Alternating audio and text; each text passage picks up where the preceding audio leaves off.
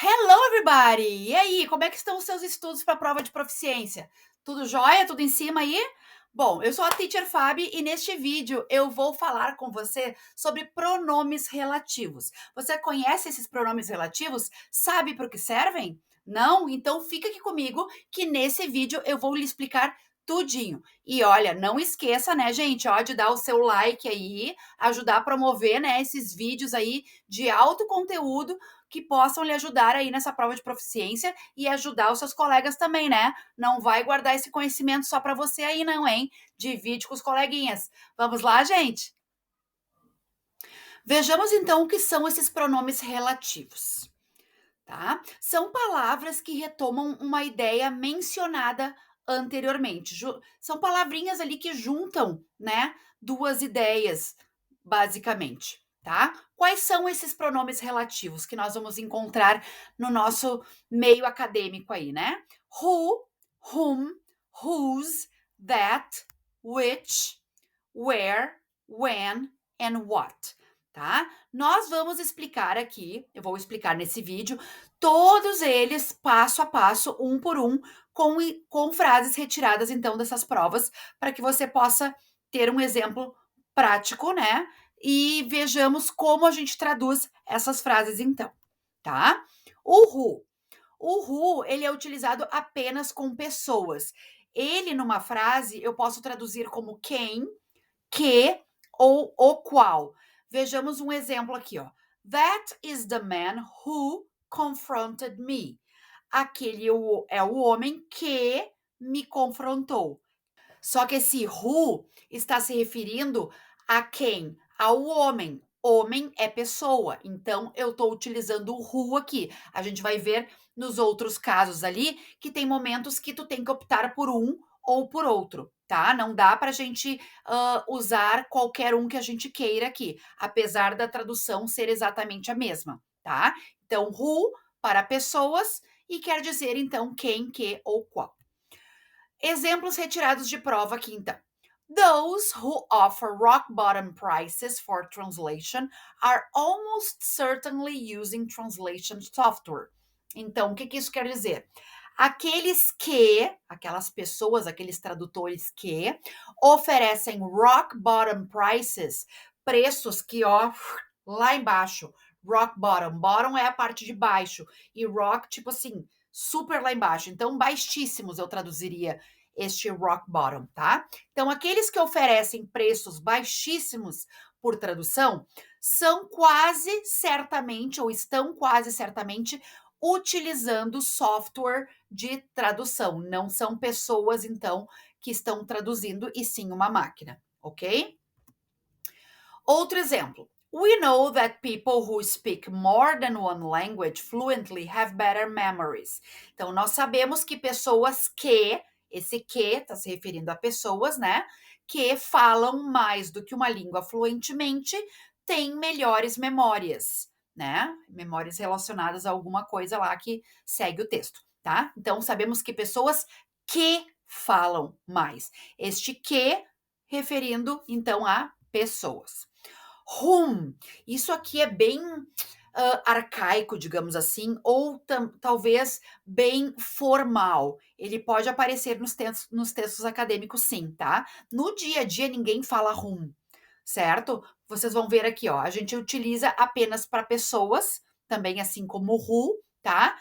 Ele se refere a quem, então ele não pode ser traduzido como que ou o qual, como a gente fez com o who, né? E aqui nós temos um exemplo, ó. She is the teacher with whom I was exercising. Então, ela é a professora com quem eu estava me exercitando, tá? Eu não posso dizer with who, tá? Eu tenho que dizer with whom, aqui que é mais rebuscado, gramaticalmente correto aqui. No dia a dia, se eu usar with who, tranquilamente, tá? Na oralidade. Mas na parte escrita, depois de preposições ali, with, né? Eu vou utilizar o whom, certo? Exemplos aqui. Equally interesting was that learners whose brains grew in the hippocampus and areas of the cerebral cortex related to language learning had better language skills than other learners for whom the motor region of the cerebral cortex developed more. Então, igualmente interessante foi que, esse que a gente vai ver logo a seguida, tá? Mas ele também é um pronome relativo. Então, igualmente interessante foi que aprendizes ou estudantes cujos cérebros, também é outro pronome relativo que a gente vai ver mais adiante, cujos cérebros cresceram no hipocampo e áreas do córtex cerebral relacionados ao aprendizado de línguas tiveram melhores habilidades linguísticas do que outros aprendizes para quem, né, a região motora do córtex cerebral desenvolveu mais. Então, aqui eu estou comparando aqueles que tiveram seus cérebros crescidos, né, desenvolvidos ali, para aqueles no qual a região motor se desenvolveu mais. Então, para quem? For whom. Novamente, temos o for, uma preposição. Depois da preposição, eu vou usar o whom, ok? Outro exemplo with whom, onde temos também outros pronomes relativos aqui. In real time to discover who is connected to whom, what they are communicating and where they are. Então, em tempo real, para descobrir quem está conectado com quem, novamente, depois do to aqui, que é uma preposição, whom. Não posso dizer who is connected to who, tá? De novo, oralmente eu posso falar isso tranquilamente, mas de forma gramatical correta, né, na parte escrita, a gente não pode usar dessa forma, tá? Who is connected to whom? O que eles estão comunicando e onde eles estão, tá? O resto da frase aí. Which. Which, ao contrário do who e do whom, é utilizado apenas para coisas, que também quer dizer que, o qual, o que. Como no exemplo que temos aqui, this is the cell phone which I told you about. Este é o celular o qual eu lhe falei sobre, né? Sobre o qual eu lhe falei. Então, which que, cell phone, coisa, tá? Exemplo. Translation can be lonely work, which may well be why most translators choose the career out of interest. Então, a tradução pode ser um trabalho solitário, que, which, estou me referindo ao trabalho, a tradução, pode ser o motivo pelo qual, né? Be why, ser o porquê, da maioria dos tradutores escolherem a carreira out of interest, por interesse, não por, sei lá, status financeiro ou qualquer outra coisa, tá? Então, a maioria dos tradutores escolhem a carreira out of interest, por interesse, tá? The Man Who Quit Money, which was published in March. Então, aqui nós temos, entre aspas, o nome de uma publicação, de um livro, né? Não necessariamente eu teria que traduzir isso, mas, de qualquer forma, você pode traduzir para demonstrar que sabe, tá entendendo do que se fala o assunto ali. Então, o homem que abandonou o dinheiro, que foi publicado em março. Então, esse which que está se referindo ao livro, né? Que tem esse nome, que tem esse título aí, ok? That. O that é o queridinho, né, gente? É o coringa, porque eu posso utilizar ele nos lugares que eu usaria which, nos lugares que eu usaria o who. Então, tipo assim, se eu tô no colégio, né, estudando, aí os alunos adoram o that e sempre perguntam, né? Vou botar that na prova. Não vou botar that na prova, porque senão vai encher tudo de that. E era isso, né, gente? Não, a gente tem que saber que o who serve para pessoas, o which para coisas e o that serve para os dois, tá? Então, ele serve para as duas coisas, quer dizer que. Então, he is the student that won the scholarship. Ele é o estudante que ganhou a bolsa. Eu poderia substituir este that aqui por who. He is the student who won the scholarship. No problem at all. Então, sem nenhum problema, tá? Então, ali onde eu uso who, eu posso substituir por that, e ali onde eu uso which, eu também posso substituir por that, ok? Vejamos exemplos aqui. Or choose an agency that fights for the work for them, but which also takes a cut. Então, ou escolhem uma agência que, aqui eu tô falando sobre agência, que eu poderia também substituir por which, que é uma coisa. Or choose an agency which, ou that, dá no mesmo. Que lutam por trabalho para eles. Então, uma agência que intermedia ali, né, os trabalhadores e o empregador. But which, mas que, also takes a cut, que também takes a cut, pega uma parte, né? Dá uma cortada ali, uma parte fica para eles ali, tá? Então, vejam aqui, gente. Tanto faz eu usar that ou which em ambos os casos ali. Mas, se eu não conhecesse o which, por exemplo, eu usaria that e that de novo. Fica muito repetitivo. Então, se a gente tem um coringa que serve tanto para pessoas quanto para coisas, né? Eu posso usar ele em determinados momentos, mas em outros que eu tenho certeza que eu posso usar o which ou o who, eu faço essa opção para não ficar tudo igual. Então, dois pronomes bem pertinhos um do outro, que querem dizer a mesma coisa, só que com palavras diferentes, ou seja, fica mais suave a leitura, fica mais dinâmico, né? O conhecimento transferido aí através das frases, ok? Outro exemplo com that. This will lead to a vicious spiral that governments must avoid. Então, isso levará, will lead, né, to a vicious spiral, a um espiral vicioso que governos devem evitar, tá? Então, esse que está se referindo, então, ao espiral vicioso aí. Whose. Whose é um pouquinho mal interpretado pelos alunos no geral, porque é difícil, né, no português, aquelas pessoas que utilizam a palavra em português cujo, cuja, né? Então, isso dificulta um pouco o entendimento desse pronome relativo aí, o whose. Para aqueles que estão acostumados a utilizar cujo, cuja, não tem problema, mas para aqueles que é novidade, né, no português já vai ser um pouquinho mais difícil no inglês. Então, utilizado para expressar posse, tá? Cujo, cuja, cujos, cujas seriam a tradução, então, desse pronome. Aqui temos um exemplo, né? He is the student whose brother participated in Congress. Então, ele é o aluno cujo irmão, que teve o irmão, né, que participou no Congresso, participou do Congresso, tá? Então, cujo irmão. O irmão pertence a quem? A esse estudante, tá? Então, esse aí, por isso que a gente fala que indica posse, tá? Vejamos os exemplos aqui retirados de prova, então. Teachers whose student scores consistently grew more than expected were achieving unusually high levels of value added.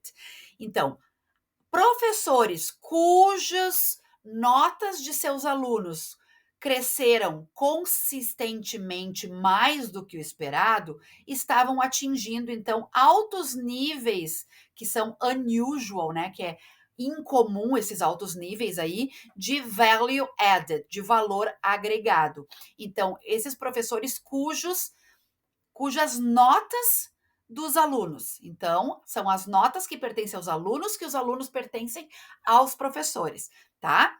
Certo? Outro exemplo com whose aqui, né? Nespresso, Europe's most popular pod provider, whose spokesman is the equally popular George Clooney. Então, a Nespresso, né, que é o que? O provedor, provider mais popular de café da Europa, este pod, a palavra pod, significa vagem, onde vem os grãozinhos de feijão, aonde vem, né, outras coisas assim, ervilha e tal. Mas pod também significa o café já embalado, tá? Então seria o provedor de café mais popular da Europa, cujo porta-voz, spokesman, o homem que fala, né, spoke ali, é o tão igualmente popular George Clooney, tá? Então, cujo porta-voz. Where você já deve estar familiarizado, né, gente? Where significa onde. Então é utilizado para expressar a localização de algum fato ali que aconteceu. Então eu posso traduzir este where, dependendo do contexto da frase, né? Como onde, em que, no qual, na qual, nos quais, nas quais, tá? Tudo vai depender do que tá ali ao redor ali, o que faz mais sentido na hora de eu passar para o português, tá? Então, Long Island is where I'm going to spend my next vacation. Então, Long Island é onde eu irei passar as minhas próximas férias. É onde, tá? Exemplo de prova. Specifically, the surface area where two neurons touch each other shrank by about 18%. Então, especificamente, a área de superfície onde dois neurônios touch each other, se encostam, se tocam, shrank, encolheram em torno de 18%.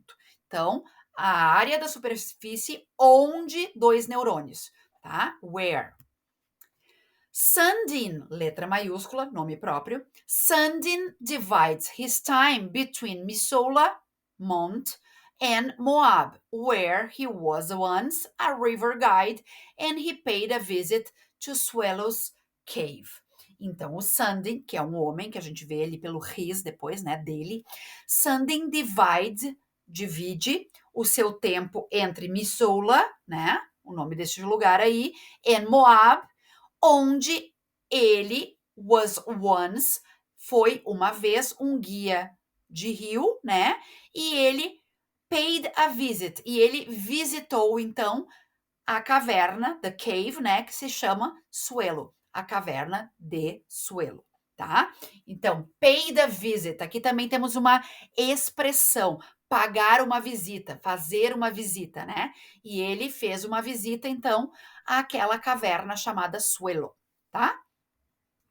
O when também é bastante familiar para você, né, gente? O when significa quando. Então, ele é utilizado para expressar o tempo de algum fato que ocorreu ou que ocorre, né? Então, ele significa quando, em que, no qual, na qual, nos quais, nas quais, certo? Tudo vai depender do entorno deste meu pronome aí, para eu saber qual é a tradução mais fidedigna aí, certo?